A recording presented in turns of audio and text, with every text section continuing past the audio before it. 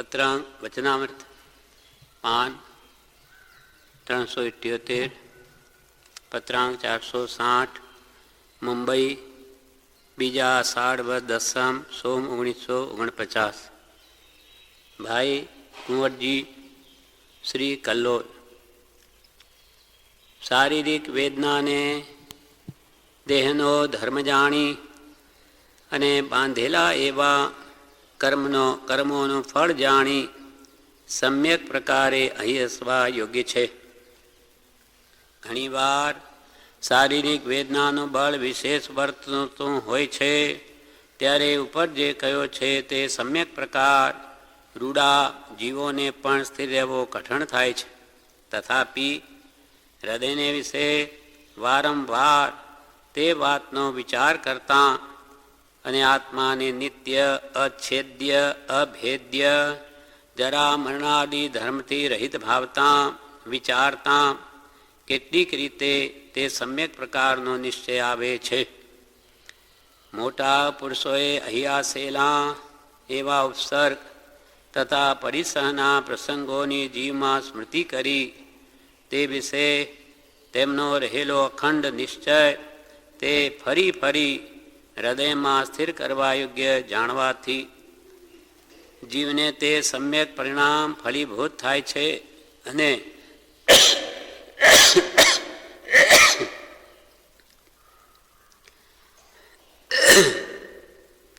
અને તે વેદનાના ક્ષયકાળે નિવૃત્ત થઈ ફરી તે વેદના કોઈ કર્મનું કારણ થતી નથી. આના વિશે આપણે પત્રાંક વેદના સંબંધી જે બોધામૃત ભાગ 3માં પત્રાંક 54 અને 566 એ વાંચતા હતા. એ અધૂરો છે, કાલે વાંચતા હતા એટલે એ પૂરો કરીએ.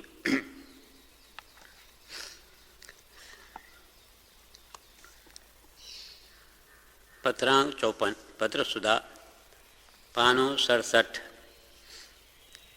એમાં પૂજ્ય શ્રી બ્રહ્મચારીજી મોક્ષને લખે છે, આંખની વેદની ઘણી જેમને થઈ છે તે કે ધર્માનુરાગે એ જાણી સમાચારને ખેદ થયો છે જી. પણ હે પ્રભુ, કર્મ કોઈને છોડતા નથી, પણ તે કર્મના ગમે તેવા કઠણ ઉદયને પણ પરમાત્માની પ્રસાદી ગણીને પ્રસન્ન ચિત્તે આત્મવીર્ય વિશેષ પોરવી જે ભોગવી લે છે તેમને તે કર્મ દૂર થતાં આત્મા વિશેષ ઉજ્જવળ થયેલો અનુભવાય છે. આવે છે વેદની આવી ભોગવી તો પડશે જ કોઈને પણ. જેમ કે અનાથી મુનિને કેટલી બધી વેદની આવેલી, બિલકુલ સહન ન થાય. બધી ઔષધિ અનેક જાતની કરી, પિતા પણ બધું ધન આપવા તૈયાર છે. અનેક વૈદ્યો હકીમો આવીને પણ અનેક પ્રકારના ઔષધ કરવા છતાં પણ વેદી ન મટી. પણ ક્યારે કેવી રીતે મટી? કે એમને એવો સંકલ્પ કર્યો કે આ જો વેદની ક્ષય થાય તો હું નિરારંભી દીક્ષા ગ્રહણ કરું. એવા ઉત્તમ ભાવથી તે વેદની રાત્રે શમી ગઈ. અનેક પ્રકારના ઔષધો કરવા છતાં કંઈ પણ ફરક ન પડ્યો. એ માત્ર ઉત્તમ ભાવનાથી તે વેદની ક્ષય થઈ અને સવાર મેં તો દીક્ષા લે છે. એવું જ બન્યું પ્રભુશ્રીજીમાં. પ્રભુશ્રીની ઉંમર કેટલી છે? 27 વર્ષની માત્ર. અને એકદમ શરીરે થઈ ગયું, કોઈ વેદ હાથમાં લે જ નહીં.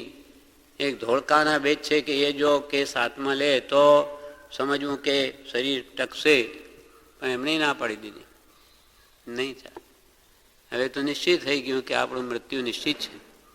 એટલે પતાસા લઈ આવે છે, ત્યાંથી બધાને આપે છે, ક્ષમા માંગે છે, ક્ષમા હું છું એમ કરીને બધાને 5-5 પતાસા આપે છે.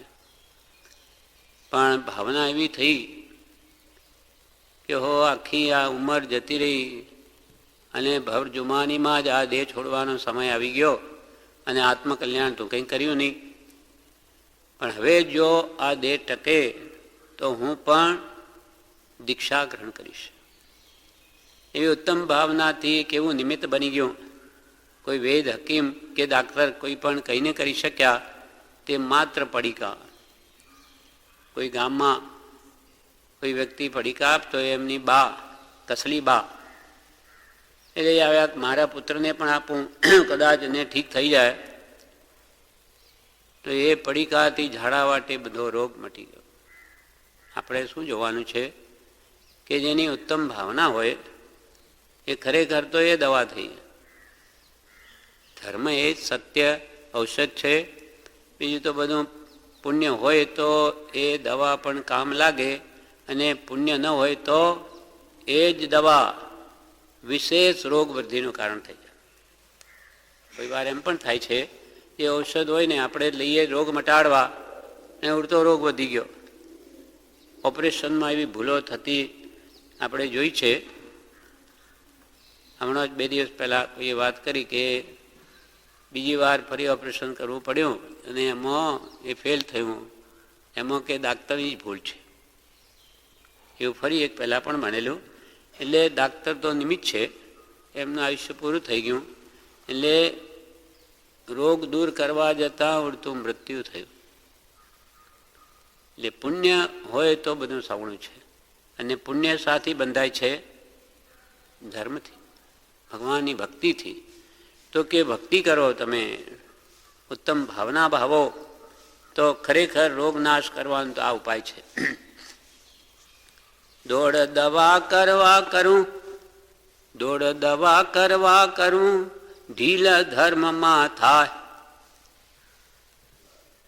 દોડ દવા કરવા કરું, ઢીલ ધર્મમાં થાય. આગળની લીટી છે, ભૂલી ગયો કે હું આ દવા કરવા માટે અહીંથી દોડ કરું છું, પણ આ ધર્મમાં ઢીલ થાય છે. ખરી દવા તો આ છે, ખરું ઔષધ તો આ ભગવાનની ભક્તિ છે. ને રોગ ન મટે તો પણ એને કેટલી બધી શાંતિ રહે મનમાં કે ભાઈ આવ્યું છે, જેમ કૃપાલે કહ્યું વેદની એ તો દેહનો ધર્મ છે, આવે જવા આવ્યું છે. એટલે એને એમની શાંતિથી એ કર્મ ભેદીને એ એટલા કર્મ ભારથી હલકો થાય છે. અહીંયા કે છે આગળ, હવે બ્રહ્મચારી લખે છે, મહાપુરુષોની એવી માન્યતા છે કે મિથ્યાત્વ સહિત સ્વર્ગના સુખ અને ભોગવિલાસ હોય તો પણ તે ભૂંડા છે, પણ સમ્યક્ત્વ સહિત નરકની અસહ્ય વેદની હોય તો પણ તે સારી છે. મહાપુરુષોની એવી માન્યતા છે. નાની પુરુષોનું એમ માનવું છે કે મિથ્યાત્વ સહિત અજ્ઞાનપૂર્વક સ્વર્ગના સુખ હોય, દેવલોકના, અને ભોગવિલાસ હોય, અને ભોગ સામગ્રી દેવલોકમાં ઉપલબ્ધ છે તો પણ તે ભૂંડા છે. કેમ? તો કે ત્યાં એને આસક્તિ થશે, મોહ થશે. જે કંઈ પુણ્ય ઉપાર્જન કરીને ત્યાં સુધી ઊંચે ગયો બધું ધોઈ નાખશે, અને ત્યાંથી હલકી ગતિમાં જતો રહેશે. એના કરતાં સમ્યક્ત્વ સહિત નરકની અસહ્ય વેદની હોય તો પણ તે સારી છે. ત્યાં સમકિત જાય નહીં. દેવલોકમાં એ સમ્યક દર્શન મમી નાખે, પણ નરકમાં નહીં, ત્યાં દુઃખ બહુ હોય. એટલે કે જે સમ્યક્ત્વ રહિત દેવલોક ખોટો, અને સમ્યક્ત્વ સહિત નરકની અસહ્ય વેદની પણ સારી. કારણ કે સમ્યક રૂપી સમજણથી કર્મનું સ્વરૂપ સમજાય છે કે તે છૂટવા માટે આવ્યા છે. તેને સમભાવે સહન કરવાથી ફરી ભોગવવા નહીં પડે. સમ્યક દર્શન એટલે શું? સાચી સમજણ. સબનું જેમ છે તેમ પદાર્થનું સ્વરૂપ જાણવું, તેનું નામ છે સમ્યક દર્શન. દર્શન એટલે શ્રદ્ધા, સાચાની શ્રદ્ધા, જેમ છે તેમ માન્યતા. તો એ જે સમજાયું હોય કે હું તો આ દેહથી ભિન્ન છું, અને આ કર્મ પણ મારું સ્વરૂપ નથી, મારા જ બાંધેલા કર્મના ઉદય આવ્યું છે, એવી એને પૂરી સમજણ હોય તો એને કેવો સંતોષ રહે કે આ છૂટવા માટે આવ્યા છે. કર્મ જે ઉદયાવલીમાં પેઠું એ પછી રહી ન શકે, એને જવું જ પડે. ઉદય આવે એટલે ખરી જ જવાનું. એ તો જે ઉદયમાં આવીને કર્મ ભાર મને ઓછો થાય છે, સારું છે. કોને એવું થાય? સમ્યક દ્રષ્ટિ. જેની દ્રષ્ટિ સવળી થઈ ગઈ તે તો ભલું માને છે કે સારું થયું. જેમ આપણી દેણદારી માનો 5 લાખની હોય, કોઈ લેવા આવ્યો તો એને 1 લાખ 2 લાખ આપીને આપણે વિદાય કરીએ રાજીથી, પણ કે ભાઈ સારું લઈ જા ભાઈ, મારે સગવડ છે એટલી તું લઈ જા. તો આપણને એટલું બહાર હરકું થયું. એમાં ખોટું શું છે? જે આપવાના છે દેણદારી કરીએ તો આપવાના છે તો થોડે થોડે આપી દઈએ. તેમ આપણે કર્મ બાંધ્યા તો એનું ફળ તો આવે જ. તો ફળ ભોગવીને એ કર્મને જવા દો, અને હવે ન ગમતા હોય તો નવાનો બાંધો. કારણ કે સમ્યક્ત્વરૂપી સમજણથી કર્મનું સ્વરૂપ સમજાય છે કે તે છૂટવા માટે આવ્યા છે. તેને સંભાવે સહન કરવાથી ફરી ભોગવા નહીં પડે, અને તેની મુદત પૂરી થયે તે ઊભા રહેવાના પણ નથી. પ્રભુશ્રી કહે ને, આવો કહેતી આવશે નહીં અને જાવો કહેતી જશે નહીં. કર્મની અવધિ પૂરી થઈ પછી એને કોઈ રોકી ન શકે, એ જવાના જ છે. એના નિમિત્તે આપણને હર્ષશોક થાય છે એ મિથ્યા છે, બાકી એ તો એનું કામ થઈ રહ્યું છે. કર્મ કર્મનું કામ કરે. જેમ બ્રહ્મચારીજીને સીમડા જતા એકવાર રેલવેના રસ્તે જતા હતા તો પાટો વાગ્યો, એટલે પગે અંગૂઠે બહુ મોટો સોજો આવી ગયો. એટલે મણિભાઈ સોનાવાળા ત્યાં ગયા, એમને જોયું કે સોજો છે, એટલે એ બધી દવા લાવીને વાટીને પાટો બાંધ્યો. પછી સાંજે દેવંદનનો ટાઈમ થયો ત્યારે મણિભાઈ બ્રહ્મચારીને એમ કે આજે દેવંદન કરાવવા નહીં આવતા, આ વાગેલું છે ને માટે. ત્યારે બ્રહ્મચારી શું કે, દેહનું કામ કરે, આપણે આપણું કામ કરવું. એ તો દેહનું કામ છે, વાગશે, તૂટશે, સડશે, પડશે, નાશ પામશે. તેથી કંઈ ભક્તિ કે બંધન કે સ્વાધ્યાય બધું મૂકી દેવાય? થયા જ કરે. દેહનું કામ કરે, આપણે આપણું કામ કરવું. તેમ આ બધા કર્મ તો આવ્યા છે, પૂતગલ આપણે બાંધ્યા એટલે છોડવા જ પડશે, પણ આપણે આપણો જે લક્ષ્ય આત્માર્થનો નહીં છોડવો. એટલે એને સંભાવે સહન કરવાથી ફરી ભોગવા નહીં પડે, અને તેની મુદત પૂરી થયે તે ઊભા રહેવાના પણ નથી. માત્ર જ્યાં સુધી એ પાપ કર્મનો ઉદય છે ત્યાં સુધી તે આત્મવીર્ય વધારવાનો નિમિત્ત હોવાથી શિથિલ કરી નાખનાર પુણ્ય કર્મ કરતાં પણ તે બહુ ઉપયોગી છે. જ્યાં સુધી આપણા પાપ કર્મનો ઉદય છે ત્યાં સુધી આ અશુભ વેદની તે આપણા આત્મવીર્યને વધારવાનું નિમિત્ત છે.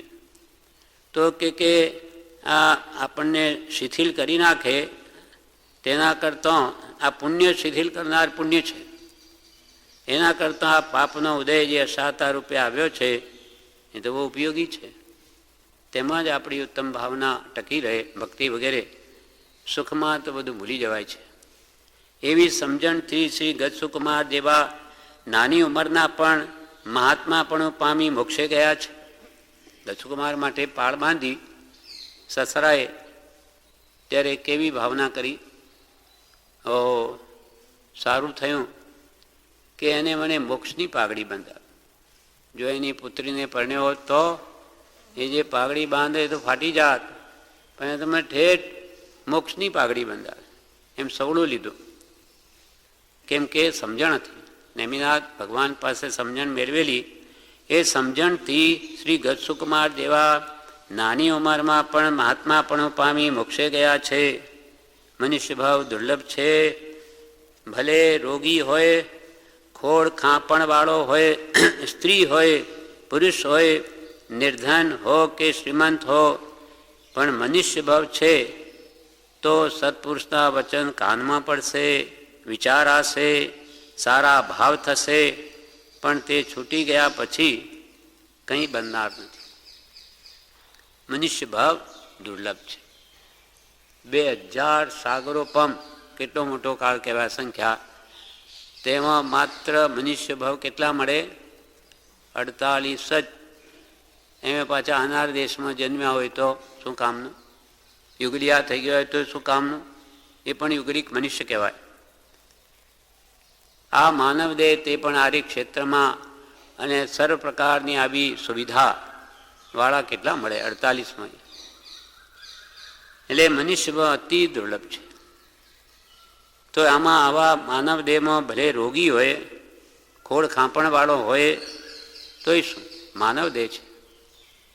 ભલે સ્ત્રી હોય, પુરુષ હોય, નિર્ધન હોય કે ધનવાન હોય, પણ આ માનવ દેહ છે તો આપણને સત્પુરુષના વચન કાનમાં પડે. ઢોર પશુ હોય તો શું સાંભળે? ભેંસ આગળ ભાગવત એમ કહ્યું કે ભેંસા શું સમજે? જાનવરો. આપણને સમજણ છે, સત્પુરુષ મળ્યા છે, એક એકથી દુર્લભ સામગ્રી બધી મળી, તો કે મનુષ્ય ભાવ છે તો સત્પુરુષના વચન કાનમાં પડશે, વિચારાશે, સારા ભાવ થશે, પણ તે મનુષ્ય ભાવ છૂટી ગયા પછી તો કંઈ બનનાર નથી. માટે મનુષ્ય ભાવ પામીને આર્ત ધ્યાન, રૌદ્ર ધ્યાનમાં વખત ન જાય તે સાચવી લેવાનું છે. આપણે હમણાં માનવદેહ પામ્યા છીએ તો આપણે શું ધ્યાન રાખવાનું? ભાવ, પરિણતિ. આપણા ભાવમાં આર્ત ધ્યાન વર્તે છે કે ધર્મ ધ્યાન? શુક્લ ધ્યાન તો ઘણી આગળની વાત છે. ધર્મ ધ્યાન કે આર્ત ધ્યાન? રૌદ્ર ધ્યાન તો ભયંકર છે, નરગતિનું કારણ છે. પણ આપણા બે ધ્યાન વર્તે મોટે ભાગે તો આર્ત ધ્યાન જ છે. ભક્તિ, સ્વાધ્યાય, સત્પુરુષના વચન સિવાય કોઈ પણ બીજી વિચારણા છે એ બધું આર્ત ધ્યાન છે, ધર્મ ધ્યાન નથી. એટલે મનુષ્ય ભાવ પામીને આર્ત ધ્યાન, રૌદ્ર ધ્યાનમાં વખત ન જાય એ સાચવી લેવાનું છે. આખો દિવસ આપણા મનમાં જો મંત્રનો અભ્યાસ પાડ્યો હોય તો એ ધર્મ ધ્યાન છે. પ્રતિ સેકન્ડનો ઉપયોગ લેવો હોય તો આ એક જ એવી ઉપાય છે એવો કે જે પ્રતિ સમયે આપણા ઉપયોગને ધર્મ ધ્યાનમાં લઈ શકાય. લક્ષ્ય કે મારે આમાં જ રહેવું છે તો કોઈ કામ કરતાં પણ પાછું કામ પૂરું થઈ જશે કે પાછું યાદ આવી જશે. અભ્યાસ છે, અભ્યાસ એ સર્વસિદ્ધિ છે. તો કેટલો બધો આપણો 24 કલાકનો વખત એક 8 કલાક તો ઊંઘમાં જ જાય છે. સરવાળો કર્યો તો કેટલો થયો આખી જિંદગીનો? માનો કે 60 વર્ષની ઉંમર હોય તો 8 કલાક તો 24 કલાકમાંથી આપણા ઊંઘમાં જાય છે. એ હિસાબે 60 વર્ષની ઉંમરમાં કેટલા વર્ષ ઊંઘમાં ગયા? 20 વર્ષ, 1/3. એ તો 20 ઊંઘમાં જ જાય. રે 40. એ કૃપાલદેવે બધું આપણને મોક્ષમાળામાં કહ્યું. એમાં કમાવામાં, મોજ શોખમાં, એ બધું ટેલ ટપ્પામાં કૃપાલ કે બધું આયુષ્ય વ્યતીત કરી નાખે છે. કોઈક સજ્જન પુરુષો એ સમયને પૂરેપૂરો જાણીને તેનો સદુપયોગ કરે છે. દીક્ષા શા માટે છે? કે નિરંતર એ ધર્મ ધ્યાનમાં રહી શકે, એને બધી ઉપાધિ ટળી જાય. પણ આત્મજ્ઞાન વગરની દીક્ષા ફળીભૂત થતી નથી. કેમ કે આત્માર્થનો લક્ષ્ય જ્ઞાન નથી તો પછી દીક્ષા શું કામ? એ તો માત્ર એક વેશ પલટો થાય છે. પણ સત્પુરુષના આશ્રય વગર આવી માત્ર વેશ ધારણ કરવા દીક્ષા તો આપણે અનંતવાર લીધી છે. પણ હવે એના માટે નિરંતર ભાવ પરિણતિ પર ઉપયોગ રહે કે મારું મન ક્યાં છે. કેમ કે શુભાશુભ પરિણામની ધારા ઉપર બંધ મોક્ષની વ્યવસ્થા છે. શારીરિક ચેષ્ટા પ્રમાણે તે નથી. આપણે બધા ભક્તિમાં બેઠા છીએ પણ આપણું મન જો સત્પુરુષના વચનમાં ઉપયોગ જો લાગેલો હોય તો તે પ્રમાણે બંધ થાય. અને આપણો ઉપયોગ અહીંયા બેઠા જો બહાર મન તો જઈ શકે. એટલે બહારના વિચાર કરતો હોય તો અહીંયા બેઠા કર્મબંધ જ થાય. એ અર્થ ધ્યાન જ થયું. એટલે હું ખરેખર માનોમાન ધર્મ ધ્યાનમાં છે ક્યાં છે એ આપણે ધ્યાન રાખવાનું દરેકને પોતાને. એમ આ નિમિત્ત શ્રેષ્ઠ છે પણ આ મન તો અતિ ચંચળ છે. જ્યાં એને વિશેષ આપણો પ્રેમ હોય ત્યાં દોડે. સત્પુરુષ પ્રત્યે કે એના વચન પ્રત્યે વિશેષ પ્રેમ વધારવાનું શા માટે કહ્યું કે પછી તમારું મન સહેજે ત્યાં જાય એટલે બીજા વિચારો આવે જ નહીં. વિચાર તો એક મહાન યોગ છે. કર વિચાર તો પામ, ઔષધ વિચાર ધ્યાન. એમ મનીષ ભાવ મળ્યો છે એટલે એ આપણો ઉપયોગ સદા આત્મકલ્યાણ પ્રત્યે રહે એમ કરે તો કે આ જીવન સફળ છે. રૌદ્ર આર્ત ધ્યાન, રૌદ્ર ધ્યાનમાં વખત ન જાય તે સાચવી લેવાનું છે. કાળનો ભરોસો નથી માટે ચેતી લેવાનું છે જી. મરણની વેદના આગળ આ વેદના કંઈ ગણતરીમાં નથી. અને જેને સહન કરવાની ટેવ પડશે તે સમાધિ મરણ માટે તૈયારી કરે છે જી. માનો આપણને તાવ આવ્યો અને આપણે તે વખતે જો ક્ષમતા ભાવે એ ભોગવી લઈએ, સહન કરીએ, તો એ અભ્યાસ આપણો ક્યાં કામ આવશે? અંતવત સમયે અનેક ઘણી વેદના હશે. એટલે અહીંયા કહે છે કે આ મરણ વેદના આગળ તો આની ગણતરી નથી, પણ સહન કરવાની, ખમી કૂંદવાની જો ટેવ પડશે, અને આપણા માટે તો એ કસોટી છે, પરીક્ષા છે. પરીક્ષામાં પાસ થઈએ કે નહીં, એક જાતની પેલી વચ્ચે વચ્ચે પરીક્ષા લેવા હોય જેવી રીતનું છે. આપણી બધી પરીક્ષા થઈ રહી કે ભાઈ તમે કેટલી સહનશક્તિ કેળવી કે નહીં, એ આપણને તે વખતે બીમારીમાં ખ્યાલ આવી જાય. બહુ આર ધ્યાન થાય તો સમજવું કે હજુ જીવ કંઈ સમજ્યો નથી, હજુ દેહથી આત્મા ભિન્ન છે, આ વ્યાધિ કર્મની છે, હજુ બેઠો નથી. અને એ વારંવાર વિચારની દ્રઢ કરે પછી કે મરણ વખતે બધું છોડી દઈશ, દેહાધ્યાસ છોડી દઈશ, નહીં બને. આટલી વેદનીમાં છૂટતો નથી તો ત્યાં શું દેહાધ્યાસ છૂટે? અત્યંત વ્યાધિમાં તો પછી બધું ભૂલી જશે.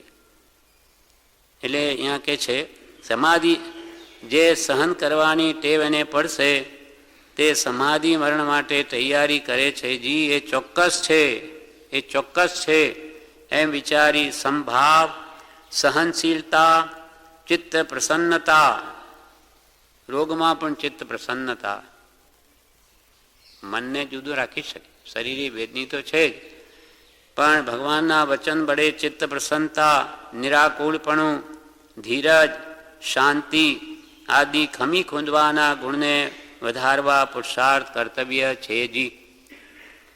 કોઈનો દુઃખ કોઈથી લઈ શકાતું નથી, કોઈનો દુઃખ કોઈથી લઈ શકાતું નથી, માટે આ કાળજી રાખતા નથી કે આ સેવા કરતા નથી એવું લાવી ચીડિયો સ્વભાવ થવા દેવો ઘટતો નથી.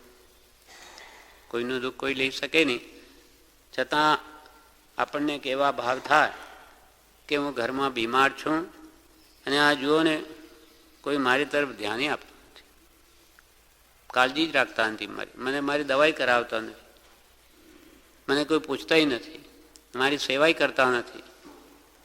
આવા ભાવથી શું એનો સ્વભાવ કે છે ક્રોધી બની જાય, ચીડિયો થઈ જાય, કશાય વધી જાય. એટલે આપણને ચેતાવે છે કે એવા ભાવ ન થવા જોઈએ. આપણા તરફ જો આપણું પુણ્ય હશે તો ધ્યાન આપશે, ન પણ આપે, આપણા છોકરાએ નહીં આપે, કેમ ના આપે? કંઈ પણ એના પ્રત્યે આપણું વર્તન વિપરીત થયું હોય અથવા પૂરનું કંઈ લેણું ન હોય તો નહીં પણ કરે. આપણે એવી ઈચ્છા રાખવી નહીં કે અમારી સેવા કેમ નથી કરતો. એટલે આ ચેતાવે છે કે આવા બે દોષો ના આવવા જોઈએ, નહીં તો વધારે દુઃખી થશે.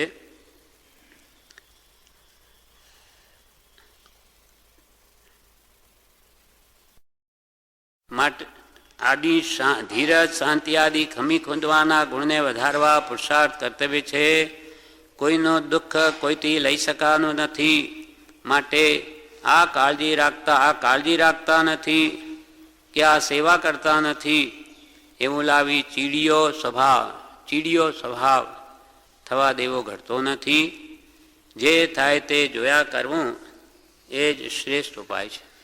આપણે આપણી ભક્તિ કર્યા કરવી, બીજા સેવા ઓછી કરે કે વધારે કરે, આપણા થાય એટલે આપણે જ કરવું, જાતે જ ન થઈ શકે છતાં પણ આપણું પુણ્ય ન હોય તો કોઈ ન પણ કરે તેથી એમના પ્રત્યે બીજો ભાવ ન લાવવા. નહીં તો આપણો તો છેલ્લો સમય છે અને આવા ભાવોમાં આપણું મન રાખીએ તો આપણું તો મરણ બગડી જાય. એટલે જે પરિસ્થિતિ પ્રાપ્ત થઈ હોય કર્મને આધીન, એટલે કે જે થાય તે જોયા કરવું એ જ શ્રેષ્ઠ ઉપાય છે.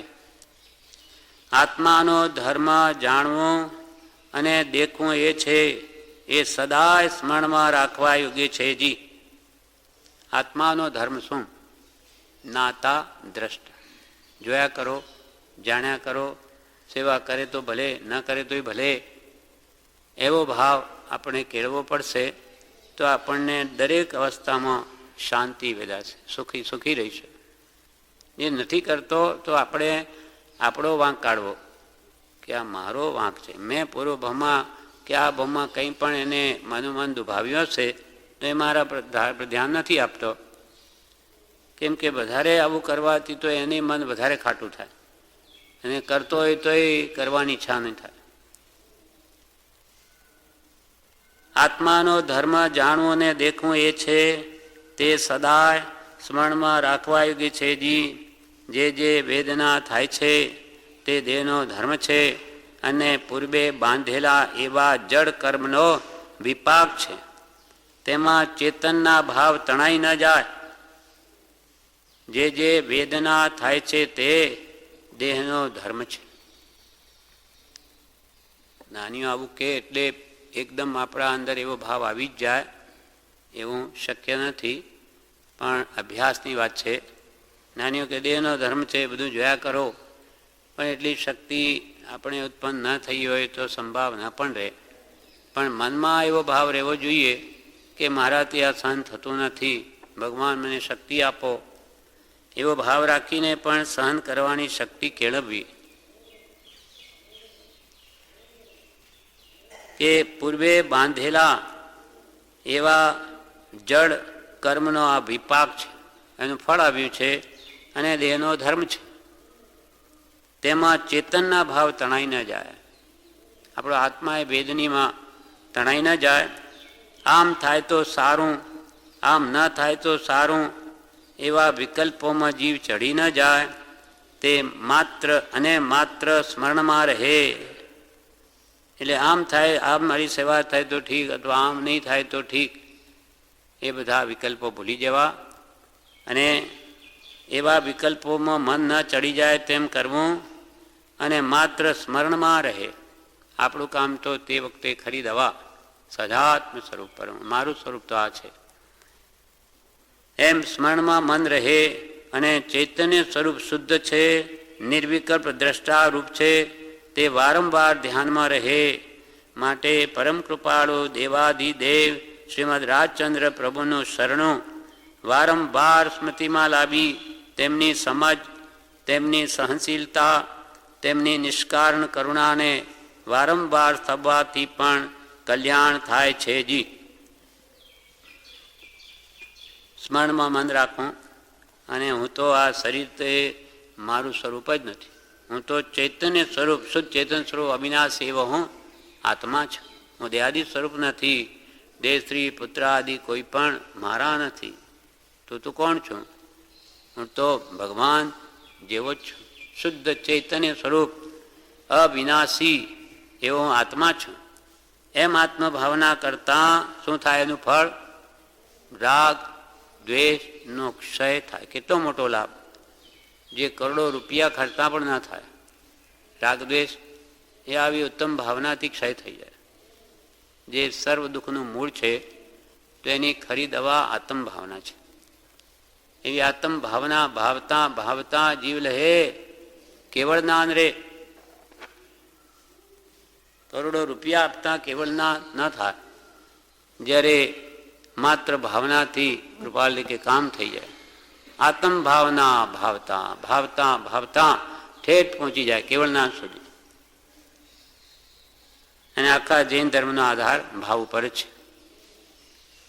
એટલે આવા વિકલ્પો ન કરતા માત્ર મન સ્મરણમાં રહે અને હું તો ચૈતન્ય સ્વરૂપ શુદ્ધ છું, નિર્વિકલ્પ દ્રષ્ટા છું, એમ વારંવાર ધ્યાનમાં રહે. માટે પરમ કૃપાળુ દેવાધિદેવ શ્રીમદ રાજચંદ્ર પ્રભુનું શરણ. મારે તો આવા પુરુષનું શરણ છે. 1000 હાથનો ધણી છે, મારો કોણ વાળ વાંકો કરી શકે? કૃપાલદેવ શુદ્ધ આત્મા, અને કૃપાલદેવ કે તું પણ એવો શુદ્ધ આત્મા. આપણું સ્વરૂપ અપ્રગટ છે, એમને પ્રગટ છે, પણ મારું સ્વરૂપ એમના જેવું જ છે. એટલે એવી ભાવના આપણા મનમાં રહે તો મારે શું ફિકર છે? મને એને જણાવ્યું છે કે તું પણ અમારા જેવો જ છે, ફિકર રાખમાં. અને કૃપાલદેવ શું કે આમાં તારી પાછળ અમે છીએ ને, તું ફિકર શું કામ કરે? અમે કહીએ એમ કર્યા કર. એટલે એનું શરણ આશ્રય એ વારંવાર સ્મૃતિમાં લાવી તેમની સમજ, તેમણે જે આપણને સમજ આપી કે તું દેહથી જુદો છું, વેદના તારું સ્વરૂપ નથી, એ તેમની સહનશીલતા, તેમની નિષ્કારણ કરુણા, આ બધો કૃપાલુદેવે આપણને ઉપદેશ આપ્યો. નિષ્કારણ, કોઈ એમને સ્વાર્થ નથી, તમારા બધાનું કલ્યાણ થાય એવા નિષ્કારણ એમની જે દયા છે આપણા ઉપર, એને પણ કે વારંવાર સ્તભામાં આવે તોય આપણું કલ્યાણ થાય. એમના પ્રત્યે ભક્તિ ઉગજે, પ્રેમ પ્રગટે કે આ પુરુષે કેટલી દયા કરી છે. આત્માનો લક્ષ્ય કરાવ્યો, જે આ જગતમાં સાવ ભૂલાઈ ગયું છે. આત્મા શું છે? બધા પુણ્યની જ વાત કરી, ધર્મના નામે પુણ્ય કરો, પુણ્ય કરો, ફળ શું આવશે? દેવલોક મળશે. હવે દેવલોક શું છે? એ સંસાર છે, એ તો અહીંયા કરતોય ખરાબ છે ત્યાં. કે એટલે મોહના પ્રબળ નિમિત્તો છે, તેનો લક્ષ્ય કરાવે. જ્યારે કૃપાલદેવે તો આત્મસિદ્ધિની પહેલી જ ગાથામાં જે સ્વરૂપ સમજ્યા વિના પામ્યો દુઃખ અનંત, કોણે સમજાવ્યું કે હું અનંત દુઃખ પામ્યો? સ્વરૂપને નહીં ઓળખ્યા, આત્માને નહીં જાણ્યો તો કે સમજાવ્યું તે પદ નમો શ્રી સદગુરુ ભગવાન. આવા પુરુષે આવા ભયંકર કલિયુગમાં જ્યાં આત્માની વાત જાણવી દુર્લભ છે, ત્યાં આપણને આત્માનો લક્ષ્ય કરાવ્યો. અને પ્રભુશ્રીની અનંત દયા કે આવું સ્થાન સ્થાપીને આપણે ક્યારેયને આરાધના કરી શકીએ એવી બધી યોગવાઈ કરી છે. આ વચનો, આ સ્થાન હદ થઈ ગઈ. 3 વસ્તુ છે તરવાણી જીવને કલ્યાણના કારણ. એ આપણે દરેક ભક્તિની શરૂઆતમાં પહેલી લીટીમાં જ બોલીએ છીએ. અહો, અહો એટલે આશ્ચર્ય છે, આશ્ચર્ય વિરામ છે. અહો એવું એટલે કે અહો શ્રી સતપુરુષ શકે. શ્રી વિશેષણનો મિનિંગ શું છે? શ્રી એટલે આત્મલક્ષ્મીથી યુક્ત એવા શ્રી સતપુરુષ. સત એટલે જેને આત્મા પ્રગટ છે એવા સત્પુરુષ કે વચનામૃતમ. વચનને પણ કેવું વિશેષણ આપ્યું? કેવા વચન? અમૃત સ્વરૂપ. પેલું અમૃત તો કે દેવલોકમાં અમૃત છે એ તો નામનું છે. એ તો ભલે કરોડો વર્ષે એમને ત્યાંથી મરવું જ પડે, ચબવું જ પડે. આ ખરેખરું અમૃત અમર બનાવી દે માણસ. એવી સમજ આપે કે હું તો મરતો જ નથી. હાનગંજીએ ગાયું ને, અબ હમ અમર ભય ન મરેંગે. કેમ, શું થઈ ગયું? આજે એવી તમને શું થઈ ગયું? હવે તો અમર કાલના જેવા જ આજે છો, અને આજે તમે આમ કહો છો તો અમે અમર થઈ ગયા, હવે મરવાના નથી. યા કારણ મિથ્યાત્વ દિયો તજ ક્યું કર દેહ ધરેંગે. અબ હમ અમર ભય ન મરેંગે. આનું કારણ આ હતું કે અમારી મતિ દ્રષ્ટિ મિથ્યા હતી કે દેહ તે જ હું છું, એટલે હું મરી જઈશ એવો ભાવ હતો. એ કે નીકળી ગયો. હવે તો જ્ઞાન દ્રષ્ટિ ખુલી ગઈ. આ દેહ મારો છે જ નહીં, હું તો આત્મા છું, ભગવાન જેવો છું. આત્મા તો અજર અમર અને અવિનાશી છે, દેહાતીત સ્વરૂપ છે. એવી દ્રઢ શ્રદ્ધા થઈ ગઈ એટલે અમારે મરણનો ભય નીકળી ગયો. ન મેં મૃત્યુ કતો ભીતિ, મને મરણ જ નથી તો મને ભય શાનો? એવી સમજ કૃપાલે આપણને કરાવવા માગે છે. તમે પણ આ સમજી લો, તમારા માટે મૃત્યુ છે જ નહીં, માત્ર મિથ્યા માન્યતા છે. જો આત્મા મરવાનો સ્વભાવવાળો હોય તો એ આગલા ભૂમ જ મરી ગયો. અહીંયા ક્યાંથી આવ્યો? આગલા ભૂમ નથી મર્યો એટલે અહીંયા આવ્યો, તો આ ભૂમ નહીં મરે. પછી ફિકર શું છે? આત્માનું મૃત્યુ છે જ નહીં. તો એ કંઈક મરણ કોને મારે? તને તો મારનાર નથી, તો ફિકર શું છે? મરણ વખતે કે આનંદ મારો, ભલે દુઃખથી આપણને વેદના સહન ન થાય તો બૂમ પણ પાડી જવાય. જેમ પ્રભુશ્રીને પણ અત્યંત વેદની હતી. બ્રહ્મચારી લખે કે એટલી બધો બૂમ પાડે કે ઠેઠ ચરામાં સંભળાય પ્રભુશ્રીની વેદના, પણ અંદરમાં સંભાવ. આ ન સહન થવાથી આવી બૂમ પડાઈ જાય, પણ અંતરમાં તો એ માન્યતા છે જ નહીં. અમારે તો મૃત્યુ મહોત્સવ છે. હવે જેને મહોત્સવ માને એને શું દુઃખ છે? એટલે બધા દુઃખને છોડાવનારા જ્ઞાની પુરુષો છે તે એક અંશ આતાથી સર્વ સુખનું કારણ સત્પુરુષ છે. એટલે એવી સમજણ એમને જે આપી આપણા ધ્યાનમાં રહે. અને પરમ કૃપાળુ દેવાધિદેવ, દેવાધિદેવ, દેવો ના પણ દેવ શ્રીમદ રાજચંદ્ર પ્રભુનું શરણું વારંવાર સ્મૃતિમાં લાવી તેમની સમજ, તેમની સહનશીલતા. કૃપાલદેવનું કેવું સહન કર્યું, કેવું શરીર થયેલું, મન ઉપર કંઈ છે જ નહીં. છગનભાઈ પેલા બાપજી કરે લીમડીના, એ કે આવું શરીરને મોટો ગ્રંથ હાથમાં લઈને વાંચે કે શરીરની તો તાકાત જ ન જણાય, પણ મનોબળ કેવું જબરું છે એમને કંઈ લાગતું નથી. અથવા મોઢા પર કોઈ એવો ભાવ જ નથી કે મારું શરીર એમ થઈ ગયું, કાંઈ નહીં. એમને તો દેહ પોતાનો માનતા જ નથી. એમને ક્યાં ફિકર છે?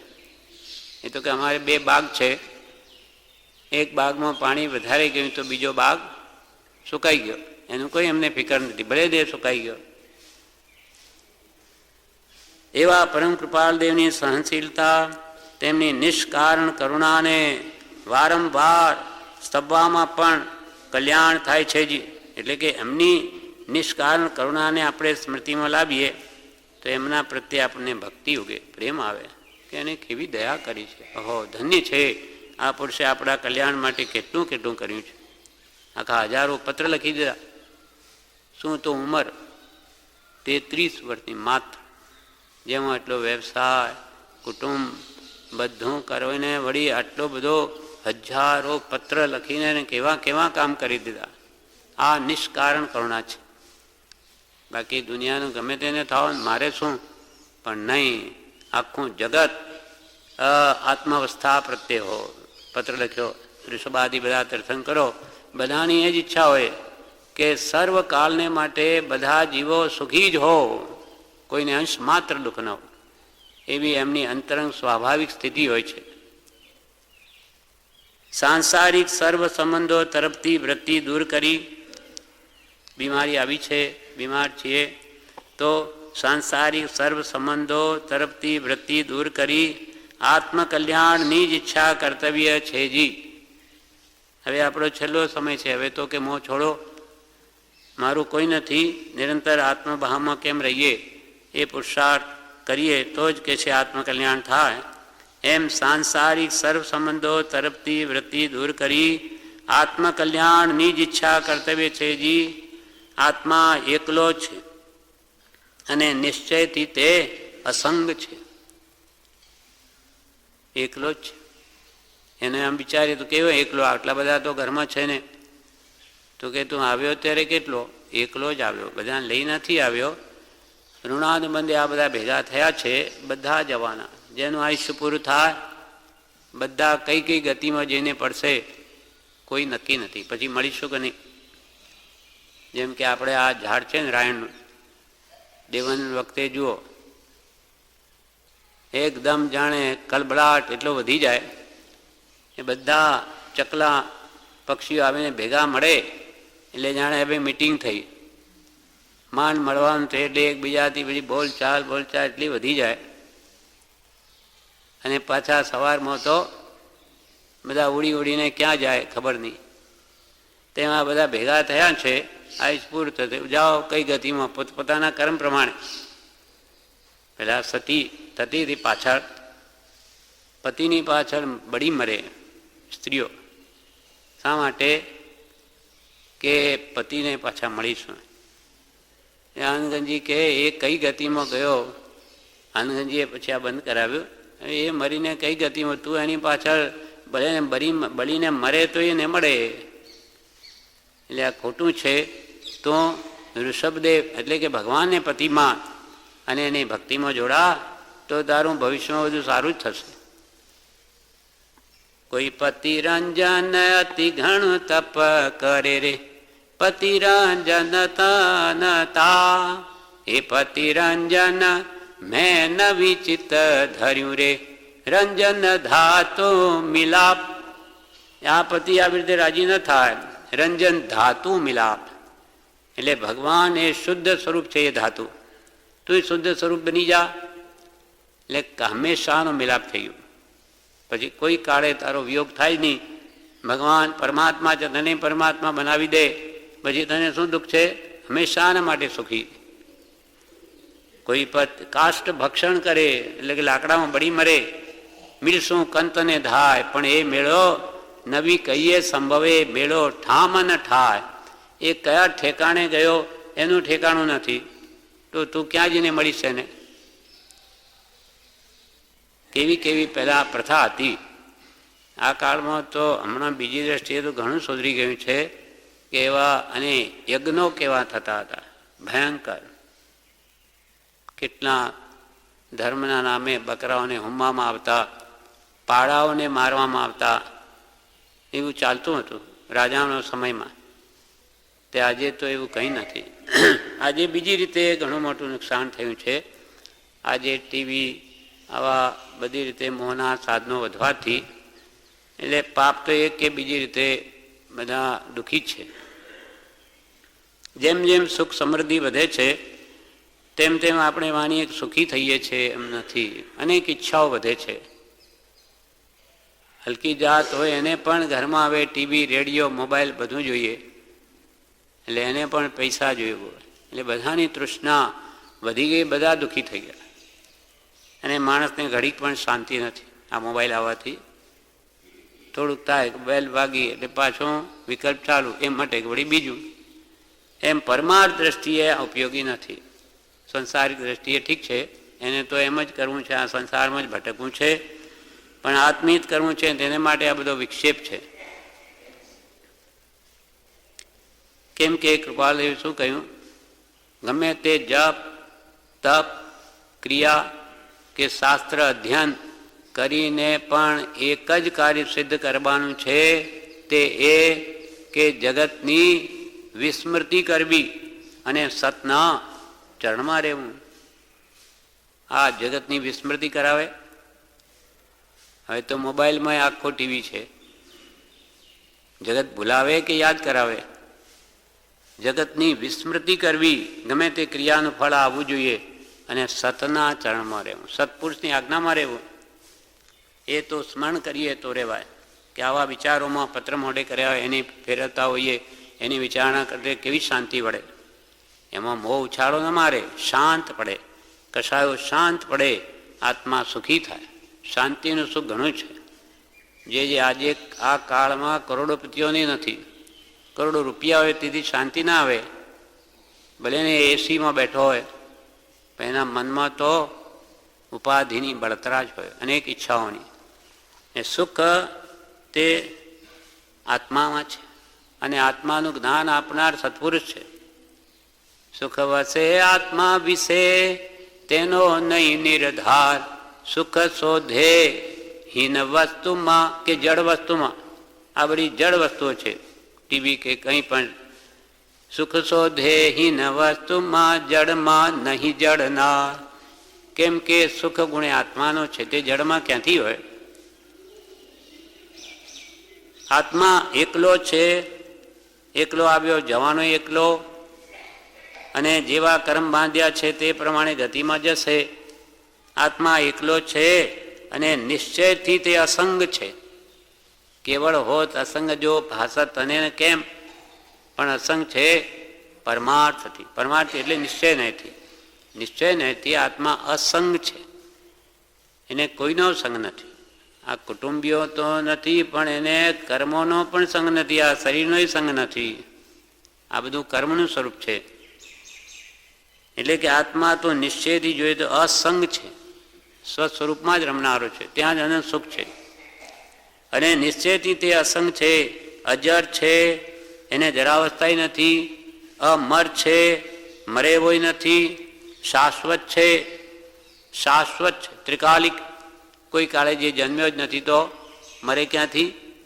એટલે શાશ્વત પદાર્થ છે અને પરમાનંદ સ્વરૂપ છે. આ જ્ઞાનીઓ અનુભવથી કહે છે. એમને આ પરમ આનંદ સ્વરૂપ આત્મા અનુભવાયો છે એટલે ક્યાંય બહાર જવાની ઈચ્છા જ થતી નથી. પરમાનંદ, પરમ એટલે ઉત્કૃષ્ટ આનંદ, પરમ આનંદ એટલે ઉત્કૃષ્ટ આનંદ સ્વરૂપ છે. તે રોગી નથી, આત્મા રોગી નથી, રોગ શરીરમાં છે. તે રોગી નથી, દુઃખી નથી, રાગી નથી, દ્વેષી નથી. રાગ દ્વેષના ભાવો કોના છે? આત્માના છે કે જડના છે, પૂતગલના? તો કે રાગદ્વેષના ભાવો આત્માનાય નથી ને જડનાય નથી. કેમ કે જડ જે છે એ તો કોઈ જાણતું જ નથી, તો ભાવ કેમ કરે? સારા કે ખોટા? એ તો જડ છે. અને આત્માનો ગુણ જાણવા જોવાનો છે. અને જો રાગ દ્વેષ એનો જો સ્વભાવ હોય કરવાનો તો કોઈ કાળે જાય જ નહીં. તો પછી રાગદ્વેષ આત્માનાય નથી અને જડનાય નથી, તો છે કોના? તો કે બેના મિશ્રણથી ઉત્પન્ન થયેલા ભાવો છે. આત્માનો સંબંધ જડ સાથે છે, એના નિમિત્તે એને રાગદ્વેષ થાય છે. અને રાગદ્વેષ એ ભાવકર્મ છે. ભાવકર્મથી દ્રવ્યકર્મનો બંધ થાય, જ્ઞાનાવરણ્યાદિ, અને એના ફળમાં દ્રવ્યકર્મ નહીં, નો કર્મ રૂપા શરીર કુટુંબાદિનો એ જોગ મળે છે. એટલે ભાવ કર્મ બેના મિશ્રણથી ઉત્પન્ન થયેલા છે. એટલે જીવ જો ધારે તો એને છોડી શકે, કેમ કે આત્માનો સ્વભાવ નથી. સ્વભાવનો કોઈ કાળે અભાવ નહીં થાય. જેમ જાણવું ને દેખવું એ આત્માનો સ્વભાવ છે, માટે કોઈ કાળે અનંતકાળ પછી પણ આત્મામાંથી જાણવાનો કે જોવાનો ગુણ નહીં જ જાય, કેમ કે સ્વભાવ છે. અને રાગદ્વેષ એ આત્માનો સ્વભાવ નથી, માટે કોઈ કાળે એમાં રહી ન શકે. જો એ ધારે તો છે બે જુદા, પણ એને છોડવા ધારે તો છૂટે, નહીં ધારે તો પછી ચાલે છે, જન્મનું કારણ થયા કરે. એટલે અહીંયા કે છે આત્મા રાગી નથી અને દ્વેષી પણ નથી.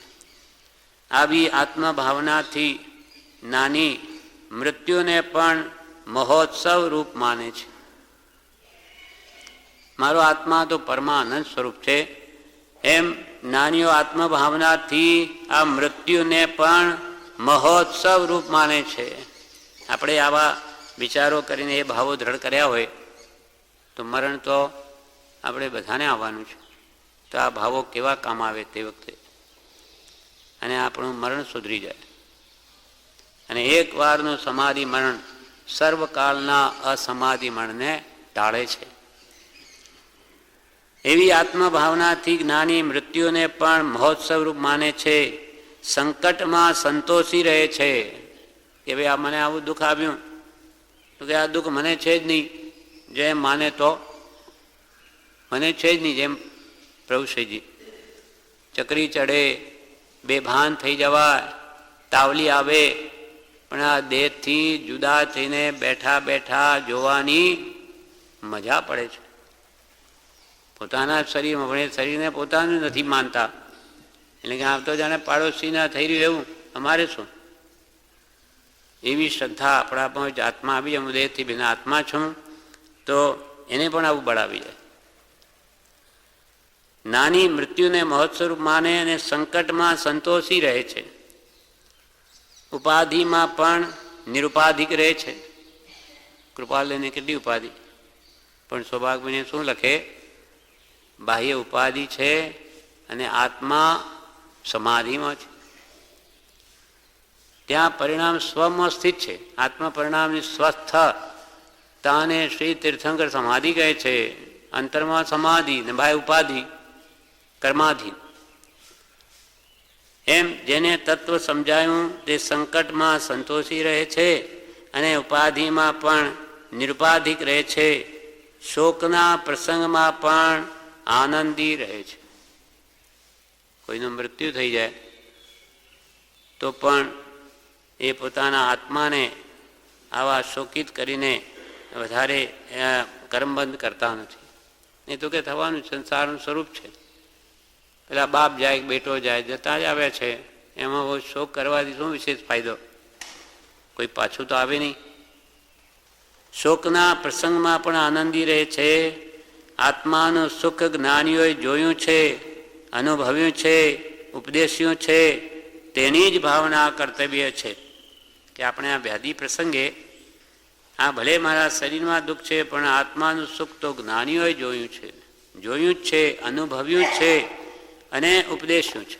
એમને અનુભવ થયો આત્માના સુખને, એટલે આપણને પણ કહ્યું કે તમે પણ આ કરો, દેહાધ્યાસ છોડો, તો કે તમારા આત્મામાં પણ આનંદ સુખ પડ્યું છે, એ તમને અનુભવાશે. અનુભવ ગોચર માત્ર એવું તે જ્ઞાન. આત્માનું સુખ જ્ઞાનીઓએ જોયું છે, અનુભવ્યું છે, ઉપદેશ્યું છે, તેની જ ભાવના કર્તવ્ય છે. આપણે પણ તે વાસ્તવિક સ્વાધીન સુખ, શાશ્વત સુખ જે આત્માનું છે એની જ ભાવના કર્તવ્ય છે. તેના સુખ આગળ, આત્માના સુખ આગળ ચક્રવર્તીના સુખ પણ તરણા તુલ્ય છે. શું અનુભવ છે એમ? ચક્રવર્તીનું 6 ખંડનું અધધ થઈ જાય આવું, ઓહો 6 ખંડનું રાજ્ય, તો કે એને જ્ઞાનીઓની નજરમાં તો તરણા તુલ્ય, તણખલા બરાબર. એટલે આત્માનું સુખ કેવું અદ્ભુત છે. એટલે કૃપાલ કે આખું જગત સોનાનું થાય તો પણ અમને તો તૃણવત છે. તૃણ એટલે તણખલો, ઘાસનું તરણું હોય એની શું કિંમત? બહાર ફેંકીએ. આત્માના સુખ આગળ ચક્રવર્તીના સુખ પણ તરણા તુલ્ય છે. આપણા પામરોના તો સુખ કોઈ ગણતરીમાં જ નથી ચક્રવર્તીના આગળ. ચક્રવર્તી કેટલો બળવાન કે એ જે દૂધ પીએ, કેવું દૂધ પીએ? તો કે 1000 ગાયોનું દૂધ 100 ગાયના પાવામાં આવે. 6 ખંડનો અધિપતિ છે અને 100 ગાયનું દૂધ 10 ગાયોને પાવામાં આવે. 10 ગાયોનું જો દૂધ નીકળે, એક કામધેનુ ગાયને પાવામાં આવે, એનું દૂધ ચક્રવર્તી પીએ. પછી જે ખીર બનાવે એની, તે શાસ્ત્રમાં એમ કે જે તપેલી હોય એમાં છેલ્લું જે બળી ગયું હોય ખીર, એ તો ચક્રવર્તીને ખાય નહીં.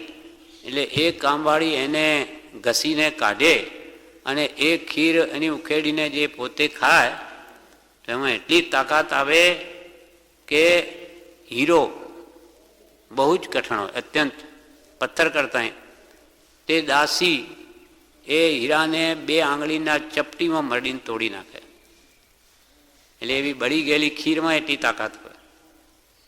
આવા પુરુષની કેટલી સમૃદ્ધિ, એના આગળ આપણી શું ગણતરીમાં? તો કે એનું સુખ પણ એના આપણા આત્માના સુખ આગળ તો તરણા તુલ્ય છે.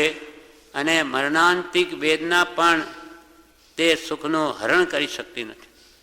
આત્માનું એટલું સુખ, ભલેને મૃત્યુ આવે, મરણ આવે, તો પણ કે છે આત્માનું સુખ એ લઈ શકતી નથી. એ પ્રભુ શ્રી કે એનો વાળ વાંકો પણ કરી શકતી નથી. વાળ આમ સીધો હોય ને એને વાળી પણ નહીં શકે. એટલે કે આત્માના અસંખ્યાત પ્રદેશમાંથી એક પ્રદેશની આંચ ના આવે, ગમે એટલી વેદની હોય. અને આંચ આવતી હોત તો આપણો આત્મા નરકમાં કેવો કૂટાયો પીટાયો. બધી ભેગી કરે તો અસંખ્યાત વાર એ માર ખાધી છે, છતાં એનો કે છે એક પ્રદેશ પણ ઘસાયો નથી ને કાંઈ નહીં થાય આત્માને. એવો આત્મા ટંકોત કિરણવત છે અને પાછો અનંત સુખનું ધામ છે. સ્વયં જ્યોતિ સુખ ધામ છે.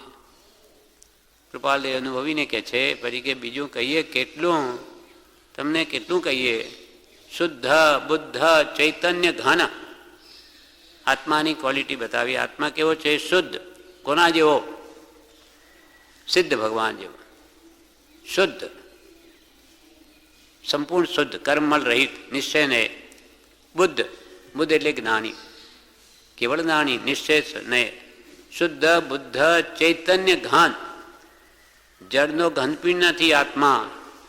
આત્મા ચેતના, જે અસંખ્યાત પ્રદેશ છે આત્મા ચૈતન્યમય છે બધા, એનો જ ઘનપિંડ છે. શુદ્ધ બુદ્ધ ચૈતન્ય ઘન સ્વયં જ્યોતિ સ્વરૂપ છે, જળ સ્વરૂપ નથી. આત્મા સ્વ પર પ્રકાશક, પોતાને પણ પોતે જ જણાવી શકે. આત્મા સિવાય એવો કોઈ પદાર્થ જગતમાં નથી કે એમ જણાવી શકે કે આ આત્મા છે. એટલે પોતાની જાતને આત્માને ઓળખનારે આત્મા જ, અને જગતના સર્વ પદાર્થોને જણાવનાર પણ આત્મા જ. એક આત્મા સિવાય એવું કોઈ દ્રવ્ય જગતમાં નથી કે જે પોતાને જાણે કે બીજાને જણાવે. એટલે એનો કૃપાલદેવે શું કહ્યું, કેવો છે આત્મા? સ્વ પર પ્રકાશક. સ્વ એટલે પોતાની પ્રકાશનાર, જણાવનાર, અને પરની જણાવનાર. સ્વપર પ્રકાશક એવી ચૈતન્ય સત્તા નો પ્રત્યક્ષ ગુણ જેને વિશે છે એવો આત્મા હોવાનું પ્રમાણ છે. સ્વયં જ્યોતિ સુખધામ એ આપણને સમજાતું નથી, મતલબ અનુભવાતું નથી. નહીં તો જીવ ક્યાંય સુખ શોધવાને જાય, અંદર જ હોય તો બહાર કોણ શોધે? સુખનું પાછું ધામ, ઘર. હવે અહીંયા બધું જ ભરેલું હોય ફૂલ, તેમ આત્માના પ્રદેશે પ્રદેશે અનંત સુખ, અનંત જ્ઞાન, અનંત દર્શન, અનંત સુખ અને અનંત વીર્ય આત્માના પ્રતિ પ્રદેશ છે. અસંખ્યાત પ્રદેશ છે, એક એક પ્રદેશમાં આવું અનંત સુખ આદિ આ ગુણો રહેલા છે. સ્વયં જ્યોતિ સુખધામ. પણ બીજું કહીએ કેટલું? કૃપાલ કે તમને 117 ગાથા સુધી બધું કહી દીધું, બીજું કહીએ કેટલું? કર વિચાર. તું પણ વિચાર કરે તો કંઈ પામી શકે. આ સ્વરૂપનો અનંત સુખનો અનુભવ તને પણ થઈ જાય. કર વિચાર તો પામ. પછી છેલ્લી ગાથા 118માં શું કહ્યું? નિશ્ચય સર્વે જ્ઞાનીનો આવી અત્ર સમાય, ધરી મૌનતા એમ કહી સહજ સમાધિ માય. આ શિષ્યને આવી રીતે ઉપદેશ આપી શું કહ્યું? નિશ્ચય કર વિચાર તો પામ, નિશ્ચય સર્વે જ્ઞાનીનો. આજે અમે કૃપાલ કે વાત કરી છે એ સર્વ જ્ઞાનીનો આજ નિશ્ચય છે. અમે એકલા કહીએ એમ નથી. અનંતા જ્ઞાનીઓ પૂર્વે થઈ ગયા, બધાને આજ કહેવું, 6 પદ જ કહેવા છે. નિશ્ચય સર્વે જ્ઞાનીનો આવી અત્ર સમાય. આ અમે તું કહી આમાં બધું આવી ગયું. આખા સર દર્શનનો સાર આવી ગયો, 6 દર્શનનો, સર્વ ધર્મનો અથવા મૂળ આશ્રય આગમોનો બધો એમાં સમાય. નિશ્ચય સર્વે જ્ઞાનીનો આવી અત્ર સમાય, ધરી મૌનતા. આટલી વાત કરીને જ્ઞાની પુરુષો સદગુરુ મૌન થઈ ગયા. શિષ્યને વાત બધી સમજાવી દીધી. એમ નિશ્ચય સર્વે જ્ઞાનીનો આવી અત્ર સમાય, ધરી મૌનતા એમ કહી, એમ કહીને મૌન થઈ ગયા. સામો ગયા? સહજ સમાધિમાં. પોતાનું સ્વાભાવિક સમાધિમાં સ્વરૂપ છે, બસ સ્વ સ્વરૂપમાં સમાઈ ગયા. બસ આ ઉપદેશ આપીને એટલે શિષ્યને તો એટલો આનંદ થયો. એટલે હવે કેવું ગાવે છે ઉપકાર રૂપે? સદગુરુના ઉપદેશથી આવ્યો અપૂર્વ ભાન, નિજ પદ નિજમાં હી લયો, દૂર થયું અજ્ઞાન. ખબર જ નથી કે આ શરીરમાં હું, આ દેહરૂપી દેવલમાં હું પરમાત્મા જે હું રહેલો છું. પણ સદગુરુના ઉપદેશથી મને અપૂર્વ ભાન આવ્યું. અપૂર્વ કોઈ કાળે નહીં આવ્યું એવું આવ્યું અપૂર્વ ભાન. તે નિજ પદ તો નિજમાં લયું. મારું જે આનંદ સુખ સ્વરૂપ, હું બહાર સુખ માટે ફાંફા માર્યું તો મારામાં જ છે. નિજ પદ નિજમાં લયું, જેથી દૂર થયું અજ્ઞાન. એટલે બધો ઉપકાર જ ગાવે છે. પછી તો અહો અહો શ્રી સદગુરુ કરુણા. આપની કરુણા કેવી છે? સિંધુ. સિંધુ એટલે સમુદ્ર. સમુદ્રનો કઈ પાર છે? અપરંપાર જેવો સમુદ્ર છે. સમુદ્રની કિનારે ઉભા રહીને આપણે જોઈએ તો ચારે બાજુ પાણી, પાણી ને પાણી. એમ અહો અહો શ્રી સદગુરુ કરુણા. આપની કરુણા કેટલી! સિંધુ સમુદ્ર જેટલી અપાર. આ પામર, આ મારા જેવો પામર જે આપણે ત્યાં ઝાડુ કાઢવા પણ મને નહીં રાખો, એવા પામર પાપે એવી કરુણા કરી. આ પામર પર પ્રભુ કર્યો અહો અહો ઉપકાર. આવો ખરેખર જેને આત્મજ્ઞાન થયું હોય, પ્રભુશ્રી જેવા કે બ્રહ્મચારી જેવા, એમને ખરેખર આ વચનોનો અનુભવ થાય. આપણે તો ગમે તેટલા જોરથી બોલી દઈએ પણ અંદર તો કાંઈ ન મળે, ખોખું થોથું. જ્યારે એ જે ભાવથી ભલે ન બોલે તોય પણ એમને જે ઉપકાર વેદાય છે કે આ પુરુષે શું કર્યું, અમારા આનંદ જન્મ ટાળી દીધા. પ્રભુશ્રી કહે છે કે જો આ પુરુષ નહીં મળ્યો હોત તો અમારી શું દશા થાય. અમે આવી રીતે આ દુનિયાની જેમ લોકોને સારું દેખાડવા બધો પ્રયત્ન કરત અને આ મનુષ્ય ભપણ હારી જાત.